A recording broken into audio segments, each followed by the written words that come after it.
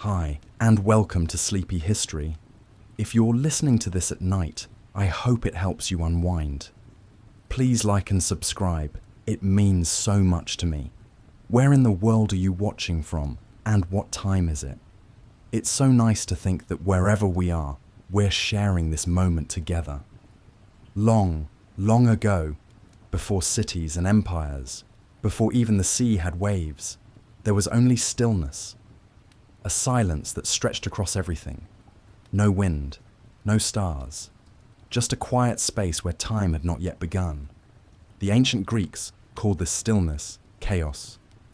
But it was not a chaos of noise or confusion. It was simply emptiness, a wide, endless breath, a pause before anything else. From this silence, slowly, gently, the first things began to appear. The first was Gaia, the earth.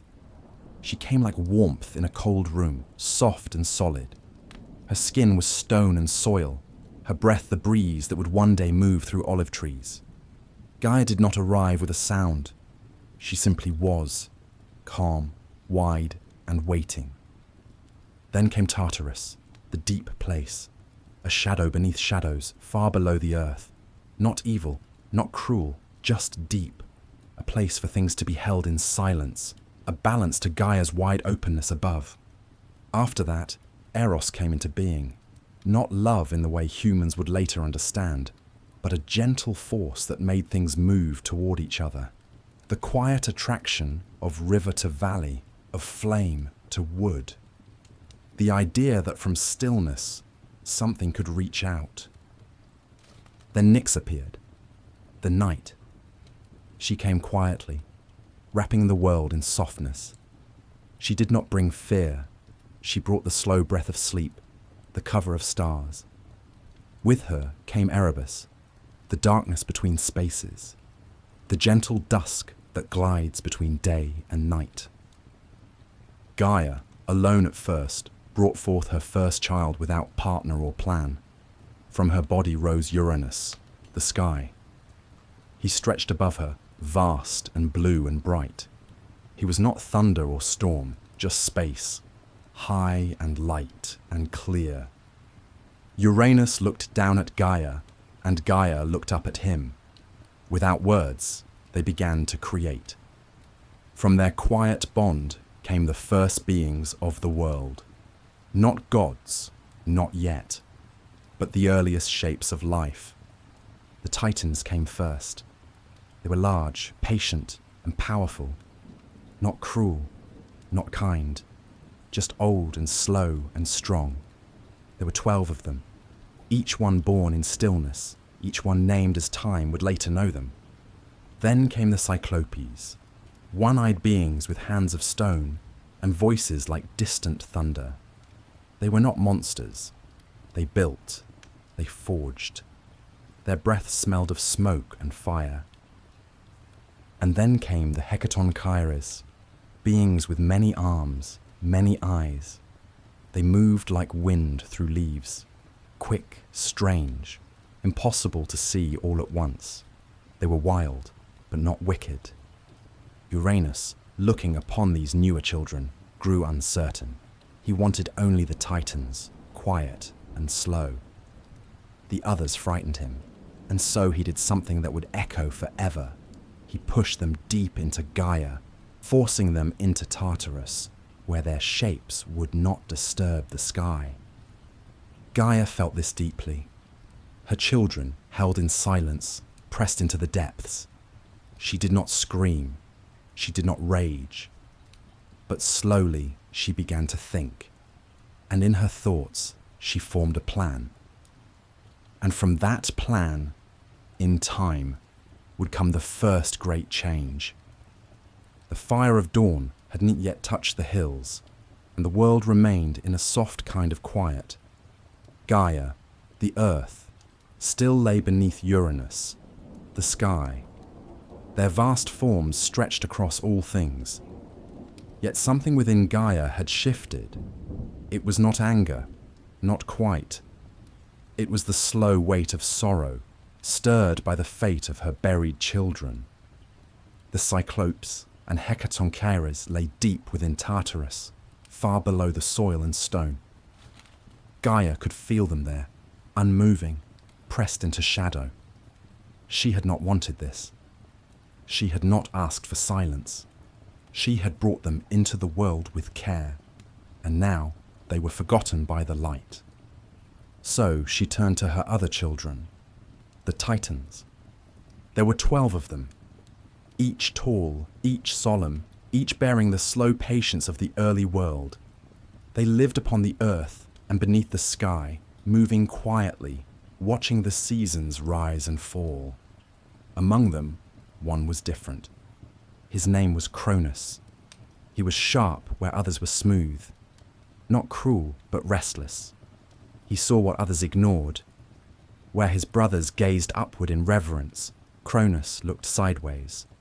He listened to Gaia's quiet sighs. He felt the tension between sky and earth. Gaia called him near. She did not speak loudly. Her words were like the sound of river water moving beneath ice. She spoke of the ones buried in the deep. She spoke of balance, of sorrow, of the need for change. And she asked Cronus to do what none had done before. She gave him a sickle, its blade long and curved, forged from stone and will. It was not a weapon of war. It was a tool for cutting, for shaping, for opening what had once been closed. Cronus held it in both hands. It felt heavy, even for him. He said nothing. He only waited. That night, as Uranus came to rest over Gaia, as he had done since time had first begun, Cronus moved quietly through the shadows. He watched as the stars wheeled across his father's chest. He waited until the world held its breath. Then, with one long motion, he raised the sickle and struck. The sky did not roar. The earth did not shake. There was only a sudden stillness, and then a long exhale. Uranus fell away, retreating into the upper reaches of the heavens. He did not vanish, but he no longer pressed against Gaia. The sky still stretched above, but it no longer touched the earth. There was space now, distance, time. From the blood of Uranus, which fell into the sea, new beings emerged. The Furies, with eyes that wept endlessly. The giants, tall and unyielding. And from foam that gathered where the sea met sky, another form began to rise. But that story would come later. For now, Cronus had taken the place of his father. He was the sky's heir. The air cleared, the stars turned, and a new age began. The age of the Titans. Cronus called his brothers and sisters together. He gave them places, gave names to things that had only been motion before. Oceanus flowed around the edge of the world. Hyperion lit the sky with golden rays. Theia, Tethys, Mnemosyne, and the rest were given dominions to tend. Cronus took Rhea, his sister, as his queen. Together, they stood at the center of the new world, ruling from a high place on earth where the sky seemed close, but no longer touched. And for a time, the world was still. The Titans ruled without war, without hunger, without flame. The earth was green and fertile. The rivers ran smooth. Mountains rose in slow curves, and the air was soft. But Gaia, though grateful for change, watched carefully. She had seen cycles before. She knew that peace, left too long, can harden into pride. Cronus ruled with order. He brought rhythm to the days, seasons to the earth. Yet deep within him, a fear had begun to grow. He had struck down his father, and in doing so, learned the price of power. One night, beneath the stars, he heard a whisper. It was not a voice, not truly, more like a memory. He remembered Gaia's words, her plan, her pain, and the truth she had spoken long ago, that one day, just as he had risen against Uranus, so too would his own child rise against him. And Cronus, strong though he was, began to fear the shape of things to come. The world, in those early days of the Titans, moved slowly and without struggle. Seasons came and went like breath, warm and unhurried. Rivers flowed around green hills. The stars turned above the earth like lanterns in slow circles. And beneath it all, Gaia rested. Cronus ruled from a high place, not a palace, not a throne, just a rise of earth where the sky seemed nearer, and the wind spoke gently through the grass. By his side was Rhea, calm and thoughtful, with a voice like the turning of leaves. Together, they watched over the world. But beneath Cronus's quiet rule, a thought moved like a shadow, soft but always present. He had heard the prophecy that one of his children would overthrow him, just as he had cast down his own father. It was not a threat. It was simply part of the world's long rhythm. But Cronus could not forget it. Still, Rhea bore him children. The first was Hestia, warm and steady, with hands that always reached for the hearth. Then came Demeter, whose touch made seeds stir and blossom open. Third was Hera, quiet but watchful, the stillness before a storm. Each time Rhea gave birth, she brought the child to Cronus. And each time, Cronus looked upon them with fear. He did not wait for signs or omens. He did not listen to their voices. Instead, he opened his mouth and swallowed them whole. Not in anger, in fear. He placed them inside himself, into the dark space behind his ribs, where no one could reach. There, the children remained, not dead, not harmed, just waiting, curled like seeds that had never touched the sun. Rhea wept, but only in silence. She did not scream or plead. Her tears fell into the soil, and from them grew quiet things. Blue flowers that bloomed only at night, and mosses that clung to stones in shadow. She bore another child, Hades, who would one day walk beneath the earth. Then came Poseidon, whose pulse beat in rhythm with the waves. Each one she handed over. Each one Cronus consumed. The earth grew quieter. The stars felt farther away, and Rhea's sorrow deepened. Then, one day, a final child was born. This one came on a night when the sky was heavy with cloud, and the wind was silent. The child was born, not in fire or in storm, but in stillness. His name was Zeus. Rhea did not bring him to Cronus. Instead, she wrapped a stone in swaddling cloth and handed it to her husband. Cronus swallowed it without looking. The real child she carried away, far to the edges of the world, where no Titan had ever walked. There, in a deep cave on the island of Crete, hidden by forest and sea, she placed him in the care of nymphs, gentle spirits of the land, who sang lullabies in voices no louder than wind through grass. Goats gave him milk. Bees gave him honey. The cave echoed softly with the sound of dripping water, and the child grew. Outside, the Titans ruled on, unaware. Inside Cronus's body, 5 children waited in darkness. And far away, the 6th child stretched his limbs and learned to walk. Zeus was not raised in might or power. He was raised in quiet, in rhythm, in patience. The nymphs taught him the names of trees. The rocks taught him how to be still. The stars whispered stories of the sky and how it had once rested upon the earth. He listened. He watched. He waited. And in the stillness, the shape of the world began to shift once more. In the shaded hollow of the island, where wild herbs brushed against the soft curve of stone, Zeus grew quietly. No throne, no temple, no choir of praise surrounded him. Only the cave, the sky above, and the nymphs who watched over his sleep. The nymphs were gentle, made of mountain mist and spring water. Their voices never rose. They moved like shadows in sunlight, barely bending the grass beneath their feet. They brought him figs and chestnuts, honeycomb sweet as morning dew, and leaves pressed into teas that warmed his growing bones. The goat Amalthea watched him most closely. Her milk was rich and warm.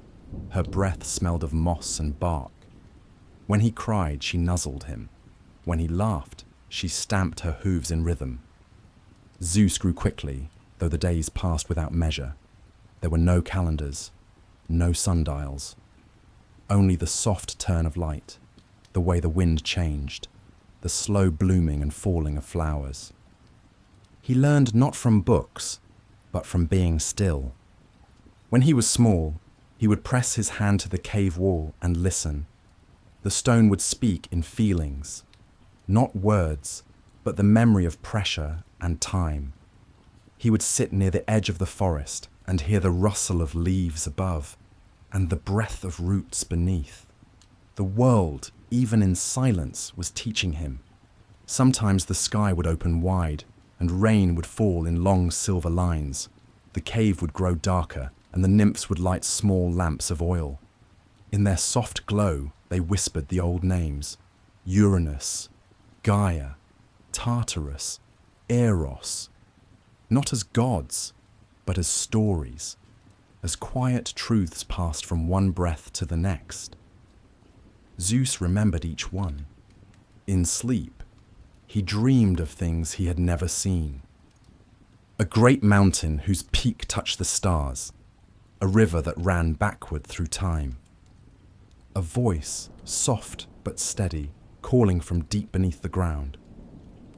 He would wake with his hand on the stone, and the stone would feel warm. As he grew, his steps grew firmer. His hands, once small, began to shape things, branches into staffs, stones into tools. He did not hunt yet. He did not fight, but his body remembered how. One day, as the sky cleared after a long rain, he stood at the mouth of the cave and looked outward. Below him, the island curved into the sea like a sleeping creature. The waves moved slowly, silver and blue, and the sun slipped across them like oil. Behind him, the cave was silent. The nymphs had retreated into the forest to gather herbs. Amalthea slept in the shadow of a tree. Zeus felt a strange pull in his chest, not pain, not joy, something in between. He stepped forward, down the slope, across the grass, into the trees. The island was not large, but it was wild. He passed through groves of laurel and olive. Birds darted between branches. Lizards flickered across stones. He walked not in search of anything, but in a kind of listening. And in that listening, he heard the world's breath. Not just wind or water, but the sound beneath sound. The sound of things waiting, of something deep and old remembering itself. He followed the sound until he came to a circle of standing stones. They were worn smooth, touched by moss and sun. In their center stood a tree, gnarled and twisted, its leaves a dark green that shimmered slightly even in shadow. He sat beneath it, and for the first time he spoke aloud. Not to anyone, not to himself, just to the air. "I am here," he said. The words felt heavy and right. The tree said nothing, but it dropped a single leaf into his hand. He watched it spin as it fell, and when he caught it, the air shifted, just slightly. Zeus closed his eyes. Somewhere far away, beyond the waves, Cronus stirred in his sleep. Far across the sea, where no nymphs walked and no wild herbs grew, Cronus sat high upon the earth. The world had grown into his shape. The rivers flowed in rhythms he had ordered. The stars turned with the slowness he preferred. The sky no longer changed without his knowing, but even so, he felt a change. It came not as thunder or wind. Just a small pull, a thread of breath drawn quietly through the corners of thought, as though the silence around him had thinned. He stood in a grove of stone where no plants grew. The earth here was bare and firm. He liked it that way, clean, predictable. His hand rested on a long staff, carved with marks only he could read. Beside him stood Rhea, silent as always. Her eyes watched the horizon. She had not spoken of the last child. She had not wept for the others in many seasons. But Cronus could feel something between them had changed. The quiet between them no longer felt restful. It felt hollow. That night, Cronus dreamed. He dreamed of a cave he had never seen, of a child he had never touched, and of a stone, heavy and still, that lay inside him like a memory buried too deep. He woke without breath, his body cold despite the warmth of the world. He placed his hand on his chest and felt the weight of what he had done. Not regret, but gravity, a sense that something had begun to shift beneath him. Rhea, though she said nothing, knew. Her hand rested on the soil that night, fingers spread. She whispered softly, not in words, but in feeling. A calling across the earth, not a warning, a preparation. Zeus, on his island far away, sat beneath the twisted tree again. The leaf he had caught still lay in his hand, dry now, fragile, but he held it with care. He was taller, his shoulders broader, his eyes quieter. The nymphs watched from the trees. They did not speak of time, but they had begun to step with more intention. They gathered more herbs. They hummed old songs with tones that dipped lower. The cave, once simply shelter, now seemed to lean in, listening to him. One night by the fire, a figure arrived. Not a titan, not a nymph. He was cloaked in shadow, shaped like a man, but older than thought. His name was Metis, a being of deep thought and silent wisdom, neither loud nor radiant, just still. He sat beside Zeus without greeting. The fire between them shifted, blue in the center, orange at the edges. "You were hidden," Metis said, his voice as calm as stone smoothed by water. Zeus said nothing. Metis looked at the sky. But nothing stays hidden forever. Zeus looked at the flames. They danced, but not wildly. Just enough to show their shape. "You are not ready," Metis continued, "but you are beginning." Zeus nodded. Slowly. Then Metis offered a cup. It was carved from dark wood, bound with silver. Zeus took it and drank. The liquid inside was cool and clear, with a faint taste of something green and bitter. It moved through him like wind, like time, like memory. He slept that night without dreams.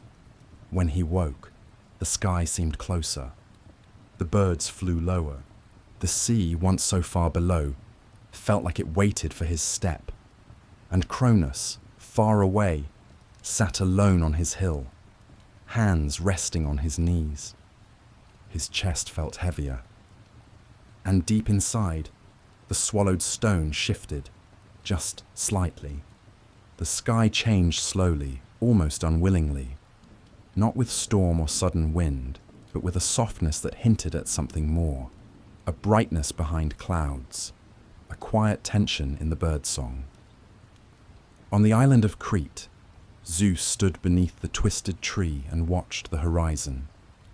He could feel it, not yet a calling, but a leaning forward in the world's breath, a tilt. The nymphs had begun to speak less, their movements quieter, even in the forest. Amalthea, the goat who had nursed him, now walked slowly. Her eyes watched him with a gentle knowing. Zeus rose before the sun most days. He would walk the paths that curve through the trees, past the standing stones, down to the sea. His footprints pressed softly into the earth, leaving no trace by evening. Each step felt more like memory, as if he had walked them before, long ago. One morning, Meti returned. He wore the same quiet cloak, his feet bare, his voice like stone brushed by moss. "It is time," he said. Zeus waited. "You will not walk alone," Metis added. "There are others." Old as the wind, older even than the Titans, they remember when the world was only breath. He spoke of the Cyclopes and of the Hecatonchires, still buried, still bound in the deep by Cronus's will. "They will follow the one who frees them," Metis said. Zeus looked toward the west. Beneath the sea, beneath the soil, beneath memory itself, Tartarus waited. He did not ask how, he only nodded. Before he left, he stood one last time beside Amalthea. He pressed his forehead gently to hers. Her breath was warm. The sun touched her horns. The nymphs gave him a cloak of woven bark and moss, and a pouch of dried leaves to brew when the air grew thin. Then he left the island. The sea opened before him, not with ships or sails, but with mist and silence.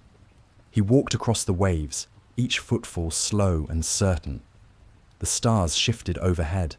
The moon, half-shadowed, watched in silence. And far below, deeper than roots, deeper than time, the Cyclopes stirred. They dreamed in flashes of flame, of anvils, of hammers that had not struck in ages. The Hecatonchires dreamed in motion. Their many arms flexed in sleep. Their eyes blinked slowly in the dark, waiting for a name. Zeus descended, not with torches or armies, just with breath. He passed through folds of stone and silence, through the long throat of the earth, where light had never settled, and there in Tartarus he found them, bound by chains not made of iron, but of silence and forgetting. Zeus spoke their names, and in that moment the chains cracked. The Cyclopes opened their eyes. Sparks flickered in their breath. The Hecatonchires raised their heads.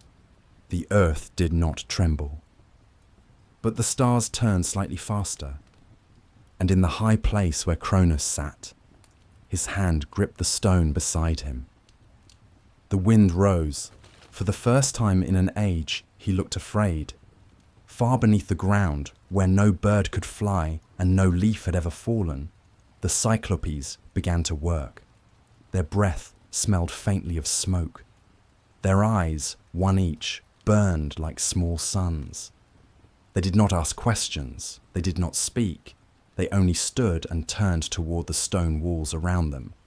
Their hammers had waited in silence. Now they lifted them again. The Hecatonchires stirred behind them, tall and strange, their many limbs unfolding like branches of a dream. They did not move with speed. Their arms did not strike. Not yet. They waited.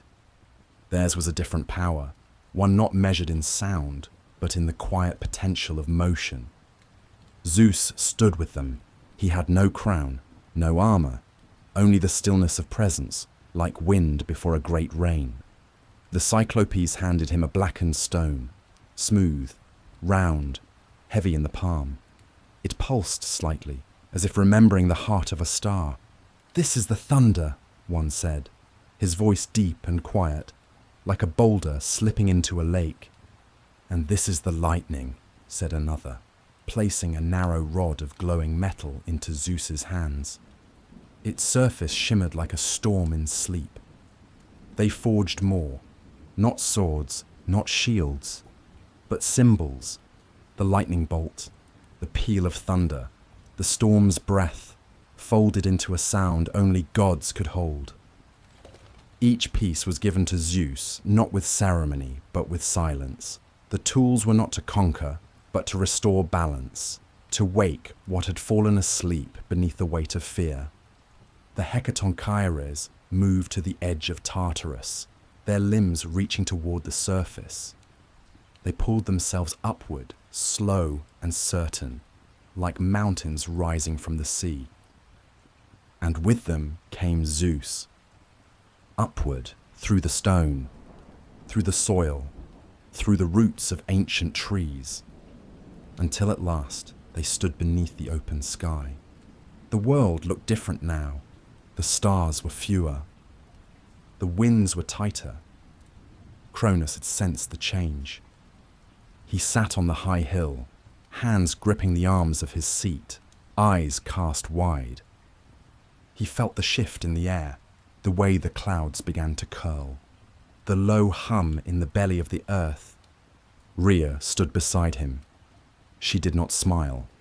She did not speak. She simply turned her face to the wind, and the wind carried a name. Zeus. From the corners of the world, the Titans gathered, not with joy, not with anger, just with the heaviness of something returning. They took up the tools of their rule, earth, water, fire, sky, and held them like memory. The war had not yet begun, but the breath before battle had. Birds flew lower, the stars dimmed, and across the land the animals grew still, not from fear, but from knowing. Zeus stood with the Cyclopes behind him, the Hecatonchires to his left and right, and the thunder pulsed softly in his hand. The storm had not come yet, but it had been born. It began not with a roar, but with a slow breath. The clouds gathered first, pulling inward like quiet thoughts. The sky, once clear and patient, dimmed to a soft steel grey.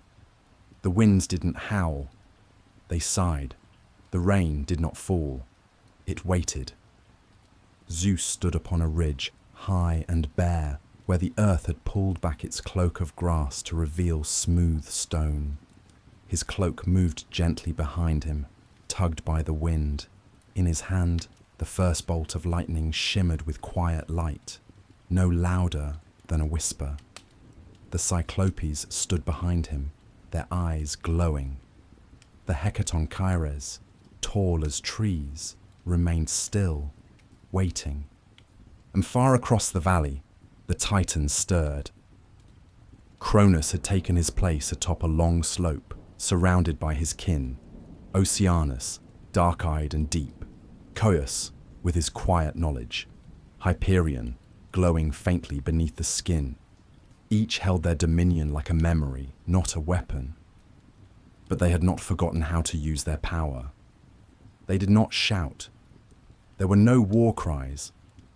Only a long silence stretched between the ridges, like the stillness between breaths. Then Zeus raised his hand, and the sky opened, not in a burst, but in a low, rolling light that moved like water through air. Lightning cracked in wide arcs, curling across the clouds like fingers reaching for the earth. Thunder followed, not loud, but deep. A voice from beneath the ground, rising into the bones. The Titans did not flee. They answered. Cronus lifted his hand, and the earth swelled upward, forming walls of stone. Mountains moved, rivers turned. The stars overhead dimmed slightly, as if watching from behind veils. The war was not like those that would come later. There were no armies in rows, no shields, no horns, only forces, moving through space like thought, clashing, folding, and unfolding again. Zeus hurled bolts into the sky. They arced and curled, cutting paths through cloud and shadow. The Titans threw back waves of fire, sheets of wind, ropes of water drawn from the edge of the world. The Hecatonchires moved like a storm given legs. Their many arms flung boulders the size of hills. Their breath stirred whirlwinds. The Cyclopes channeled fire from beneath the ground, guiding it through fissures to strike where the Titans stood. The land changed. Mountains cracked, oceans boiled. Forests vanished, replaced by scorched earth and deep canyons. And still, the war did not end. It stretched for 10 years, each side learning, each side remembering. But Zeus did not waver. He slept little, ate little. His thoughts were focused not on victory, but on balance. On the idea that the sky could rest once more above the earth, not pressing it down, but covering it gently. On the 10th year, he climbed a high peak, alone. The wind howled now, no longer gentle. The clouds were thick. The stars had vanished entirely. He lifted both hands. Thunder answered, lightning curled around him like cloth, and from the deep, the old breath returned. Eros, not as love, but as motion, as the force that first moved Gaia toward Uranus, the soft magnet between all things. Zeus spoke, not in words, but in light, and the sky answered. With one final strike, the clouds opened wide and light poured through. Not fire, not flame, but clarity. The Titans fell back. Their power did not vanish. It returned to the soil, to the rivers, to the mountains and trees. Cronus stood alone. He did not cry. He did not shout. He simply lowered his hand, and the storm grew quiet. When the last of the thunder had faded, the valley lay in silence. The clouds, still heavy, began to drift apart. Light fell through in soft ribbons, touching the broken earth. Where the Titans had stood, only stillness remained. The sky felt lighter, not brighter, just less burdened. Zeus stood alone on the high peak, his cloak damp with mist, the final bolt still warm in his palm. He did not lift it again. He simply looked outward, across a world that had been changed. The Cyclopes gathered behind him. Their eyes flickered softly, their shoulders sagging with long effort. The Hecatonchires stood at the edges of the hills, unmoving, arms folded close. The war was over, but its memory lingered in the ground. Zeus descended the mountain. The earth held his steps gently. He did not race. He did not run. Each footfall was careful, soft, the kind of walk one takes through a sleeping home. He came to the place where Cronus had last stood. The old king knelt, not in defeat, but in stillness. He looked not at Zeus, but at the sky above. It had changed. There was distance now between sky and earth, space. The closeness that once bound Gaia and Uranus had passed, and Cronus felt it like a breath he could not quite reach. Zeus did not strike him. Instead, he stepped close and placed his hand gently on the air between them, not touching, just near. Cronus closed his eyes, and the Titans were taken not in chains, but in silence. One by one, Zeus placed them in Tartarus, not as punishment, but as return, as grounding, the deep place beneath all things, where time slowed and memory grew thick. He set guards at the gates, tall, patient beings made of shadow and wind, not cruel, just steady. Their task was not to imprison, but to keep the world in balance. The Cyclopes returned to their forges, deeper in the earth. They built not weapons now, but the tools of rhythm. They shaped the sun and the moon into wheels that could turn the sky. They carved time into the stone.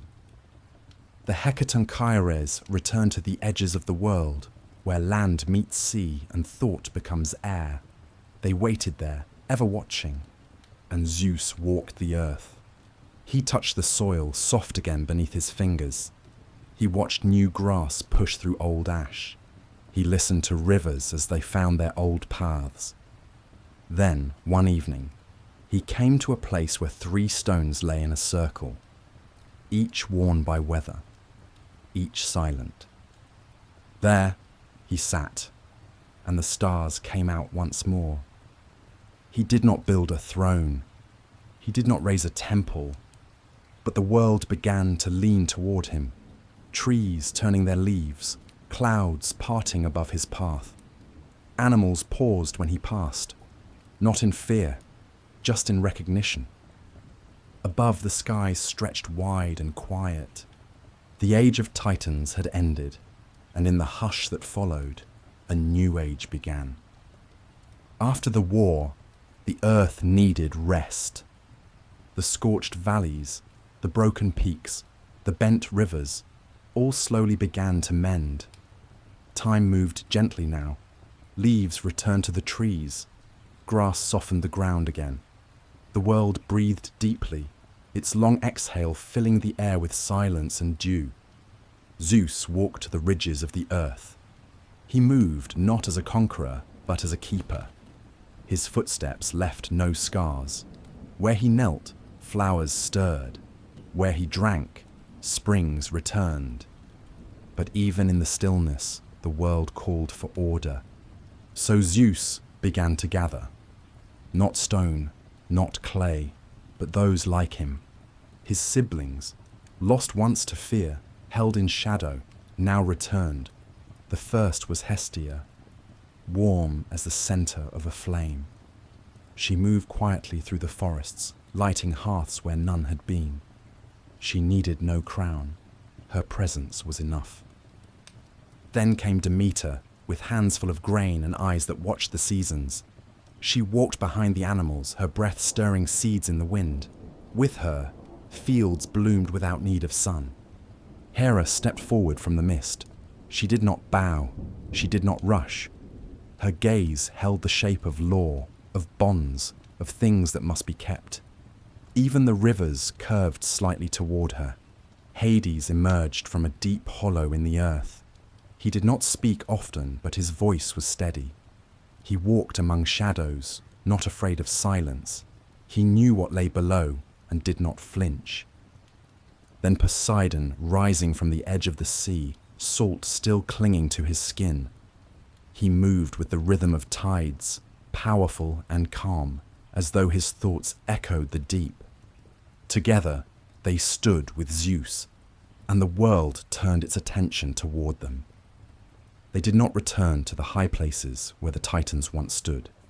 Instead, they found a new mountain, one that rose quietly above the earth, wrapped in cloud, cradled by sky. Olympus. It was not carved, it was not built, it had always been there, waiting. Zeus stood at its base and placed his hand against the rock. The stone warmed beneath his palm. A soft breeze stirred the clouds. The mountain opened not with noise, but with a long, silent breath. Inside, halls shaped themselves, not with gold or marble, but with stillness and sky. Columns like trees, ceilings like dawn, floors that remembered each footfall. Here the gods would live, not above the world, but within it. Their thrones were not for glory. They were places of balance, of watchfulness, of remembering.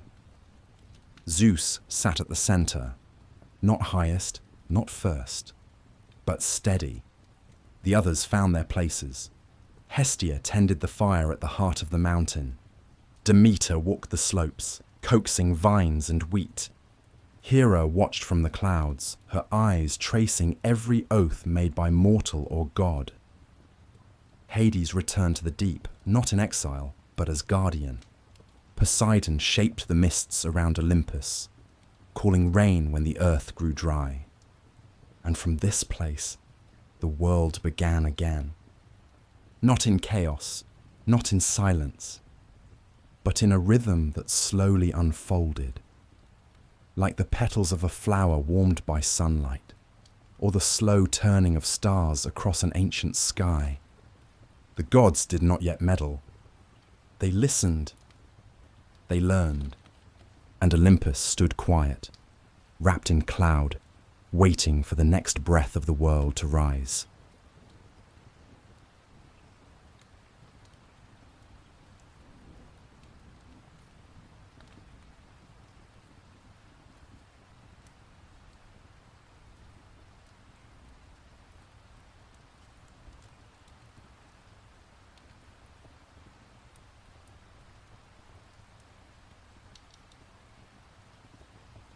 The mortals lived simply.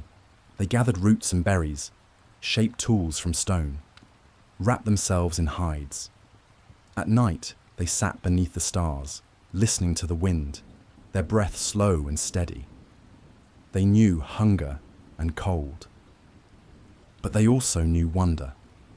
One evening, as the clouds drifted low and the forest turned silver with dew, Prometheus walked among them. He moved like a shadow, not seen, but sensed. The children saw him most clearly, though they did not know his name. He watched them sleep. He watched them wake. He watched them shiver. The gods had given them life, but the earth had not yet given them fire. Prometheus sat beside a stream, fingers trailing the surface. The stars above were bright and quiet. He thought of the flame on Olympus, where Hestia's hearth burned day and night. He thought of warmth, of light, of safety. He did not ask permission. He simply stood and climbed, higher than the trees, higher than the peaks, higher than the clouds, back to Olympus. Hestia, tending her fire as always, saw him approach. She said nothing. She stepped aside, and Prometheus reached into the flame. He cupped a small portion in both hands, wrapped it in the hollow of a reed, and turned back toward the earth. As he descended, the wind carried the scent of smoke.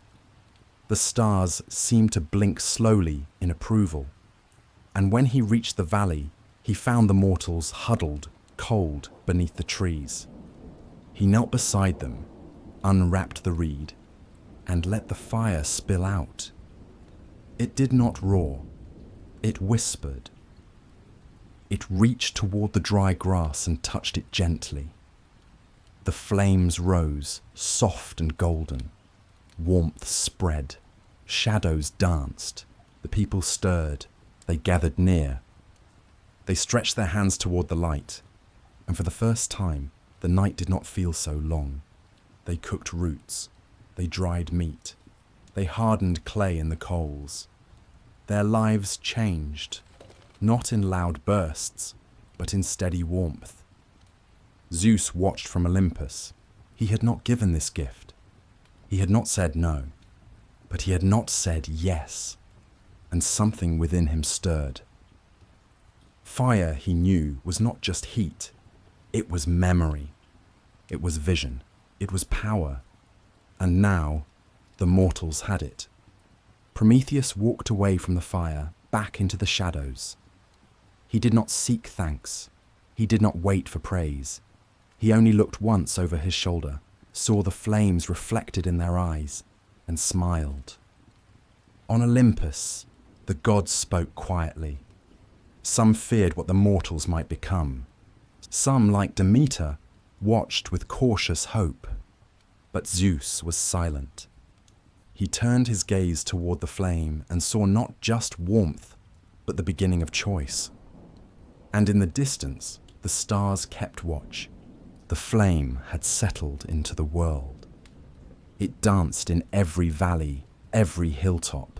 Mortals carried it with care, wrapped in bundles of bark and bone. It glowed within their caves and flickered in their shelters. They learned to shape it, to feed it, to protect it from rain and wind.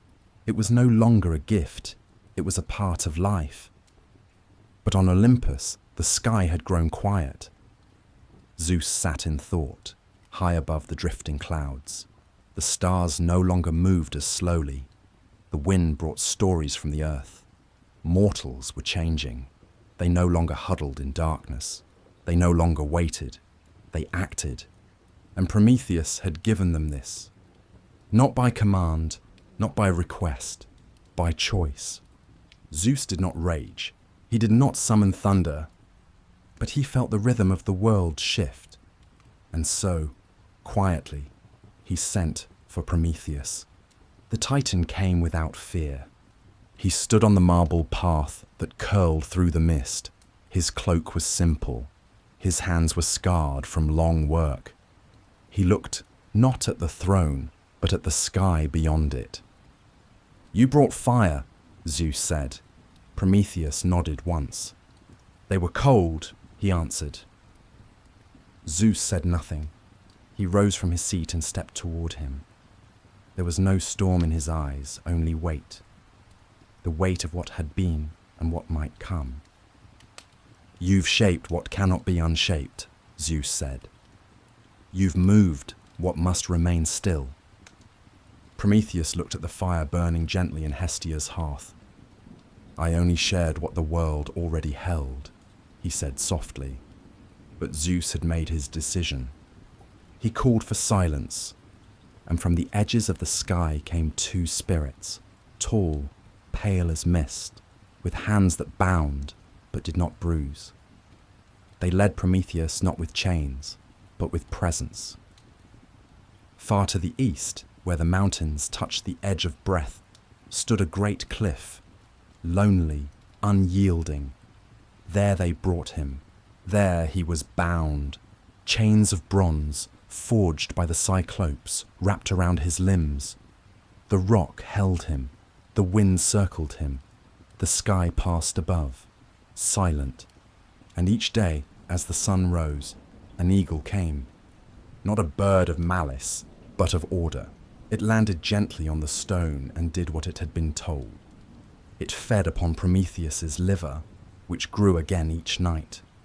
There was no screaming, only breath, only time. Prometheus bore it with stillness. His eyes looked out across the world he had helped shape.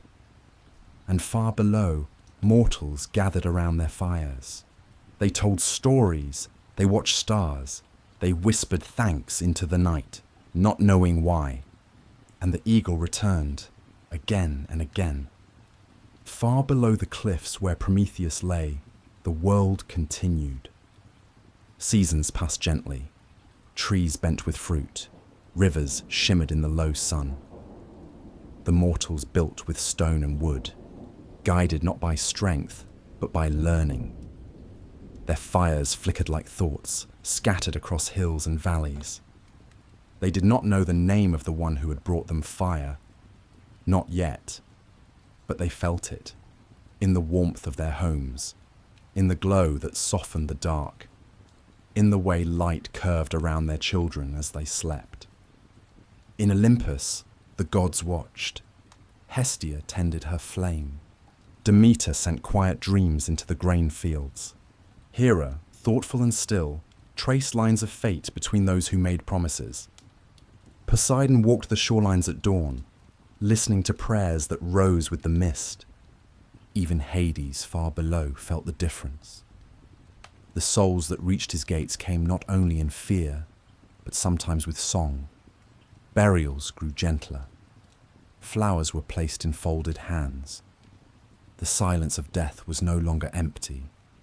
It echoed with memory. But Zeus remained watchful. He had not forgotten Prometheus, and Prometheus had not wept. He endured the eagle, the sun, the wind, each day as it came, each night as it passed. Until one evening, as twilight painted the sky in long gold and violet bands, a shadow moved beneath the mountain. It was Hermes, the messenger. He stepped lightly across the stone, his staff in one hand, his feet wrapped in silence. He reached the bound Titan and sat beside him. "You do not call out," Hermes said softly. "I would not be heard," Prometheus replied. Hermes looked toward the setting sun. "There are whispers," he said. "A mortal, one shaped like the sky, grows strong in the mountains of the north. He asks questions. He walks alone." Prometheus said nothing. But he listens, Hermes continued, and he will come. Then Hermes rose, and like smoke, he vanished. Prometheus remained. The eagle came and went. But now each night he dreamed, not of fire, not of punishment, but of footsteps. One set, slow, growing louder, and down below, a child by a fire looked up at the stars and whispered a question into the wind, not knowing that the wind carried it upward, to a rock, to a cliff, to a bound figure who opened his eyes and listened. Hope did not shout. It never had. It whispered, and it waited. The sky grew pale, not from cold nor from storm, but from a quiet shifting, like the last breath before a new day. Wind circled the mountains slowly. Snow melted on the upper slopes, and the rivers swelled with gentle sound. The world was changing again. Prometheus, bound still to the rock, felt it in his bones. The eagle came each day, as it always had, not with anger, not with cruelty, just with the rhythm of punishment. But Prometheus no longer watched the bird. He looked to the path below, to the faint trail that wound up the stone, hidden by mist and shadow. And one morning someone appeared, not a god, not a titan, but a man. He moved with strength, but not haste. His steps were steady, his breathing calm. His shoulders were broad, and his eyes held the sky. He carried no torch, yet the mountains seemed to brighten as he climbed. His name was Heracles. Prometheus saw him approach and knew. This was not a rescue planned by Olympus, not an act of defiance, but of balance. Heracles reached the summit, the sun warm on his back. He looked at the chains, at the figure who had endured for so long. He said no words. He simply lifted his bow, drew an arrow, and waited. The eagle circled once, then it descended. And with a single breath, Heracles loosed the arrow. The eagle fell, silent and graceful, into the valley below. Prometheus exhaled, not in relief, in stillness. The chains remained a moment longer, as if reluctant to let go. Then they unraveled, slowly, like vines releasing a tree. Prometheus sank to the stone, not in weakness, but in peace. Heracles sat beside him. For a time, neither spoke. The wind moved over the cliffs like a song with no words. When Prometheus finally rose, he did not look back. He placed one hand on the rock, as if thanking it, then turned toward the horizon. The world below was full of firelight. Small glows dotted the hills and valleys, flickering gently in the dusk. Fires built by hands, protected by hearts. The gods on Olympus felt the change. Zeus watched the mountain from afar. He did not rise. He did not speak. But in the great hall, the wind passed through without resistance, and the fire in Hestia's hearth burned a little brighter. Prometheus walked on, not as a prisoner, not as a hero, just as a keeper of memory. And above him, the stars turned slowly, as they always had. Each one watching, each one listening, each one carrying the quiet rhythm of a story that would never truly end. Thanks for watching this far. I truly appreciate you more than you know. If you like this story, please like and subscribe.